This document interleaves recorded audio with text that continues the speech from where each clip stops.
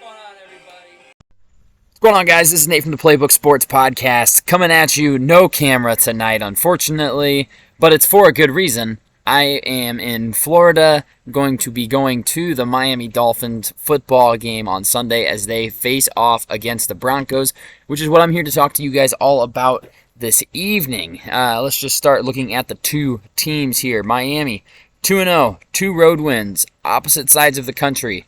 Not many people thought that this was a team that would be 2-0. With all the travel they've had to do and everything going on, it's a lot. Let's just be honest. It's a lot. Two tough teams, a playoff team last year in the Chargers and the Patriots. I mean, it's a divisional matchup on the road. That's always tough. And the Denver Broncos, 0-2. A tough couple of losses for them, as both of their losses have come with a combined, they've lost by 3 points total in those two games. 2 points to the Commanders last week, and they had the ball, had a 2-point conversion to try and tie the game, were unsuccessful, and then they lost by 1 to the Raiders in week 1. So a couple of tough losses for them as they are 0-2, but they feel like a pretty good 0-2 team in all fairness. And also, Russell Wilson's starting to look a lot more like the Russell Wilson we saw. He's up to, 4 or 5 touchdowns already, way ahead of his pace for last year, which was just hard to watch. Some key injuries for this game, unfortunately, for both teams, as it is that point in the season now where these injuries are going to happen, and you're going to have studs missing games, which really stinks because you want every team to have their best. Unfortunately, we don't in this one. It's tomorrow, or Sunday, I should say. Justin Simmons will be out for Denver. I mean, he is arguably their best overall player. You could argue, I suppose, Patrick Surtain Jr. as their best player, but it's close. They're the reason why that Denver defense is so damn good, and he will not be out there against an aggressive Miami Dolphins offense. But the Miami Dolphins offense could be hindered a little bit with the loss of Jalen Waddle sitting this game out. It's actually the first time since Mike McDaniel took over as head coach last year where either Tyreek Hill or Jalen Waddle haven't played. They've both been healthy for every single game. Missing Jalen Waddle for this one is tough.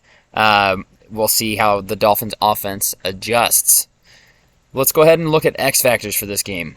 I'll start with Miami on offense. I'm going with Tyreek Hill. Yeah, again, it'd be easy to go QBs. I want to say I went with Raheem Mostert last week. Give me Tyreek Hill in this one because he's just an X factor every single game, and we're going to rely on him. No Jalen Waddle. We need Tyreek to be Tyreek in this one if we want to win this football game.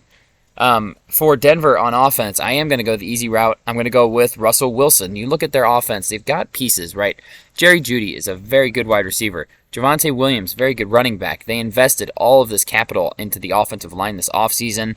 It's all on Russ's shoulders, and he put up points last week. 34 points is nothing to sneeze at, including his traditional moonball touchdown that he throws. Man, he gets so much loft on his passes. It's kind of insane. So I'm going with Russ on offense for the Broncos. On defense for Miami, I'm going with someone different. It would be fun to say, Bradley Chubb here, revenge game. No, I'm going to go with one of the defensive linemen. I'm going with Christian Wilkins. We need Christian Wilkins to wreak havoc on their run game, because if they're able to run the ball and then start hitting us on play action, they've got the receivers to make that hurt.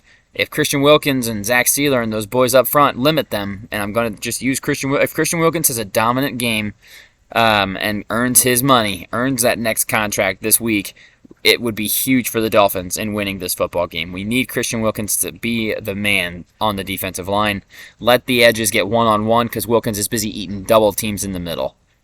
And then for Denver, I'm taking kind of another easy one here. It's going to be Pat Surtain, who's going to be matching up against the Dolphins X Factor. Who wins that matchup? It's going to be must-see television for you football junkies out there.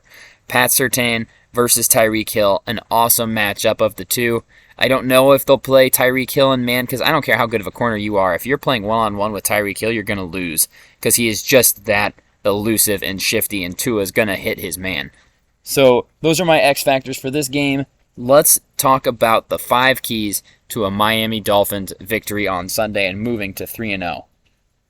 Number 1, control time of possession. It's going to be hot, guys. Welcome to Miami. I'm going to sweat buckets out there. It's going to be hot. Keep the defense off the field. Keep their defense on the field. Grind them down.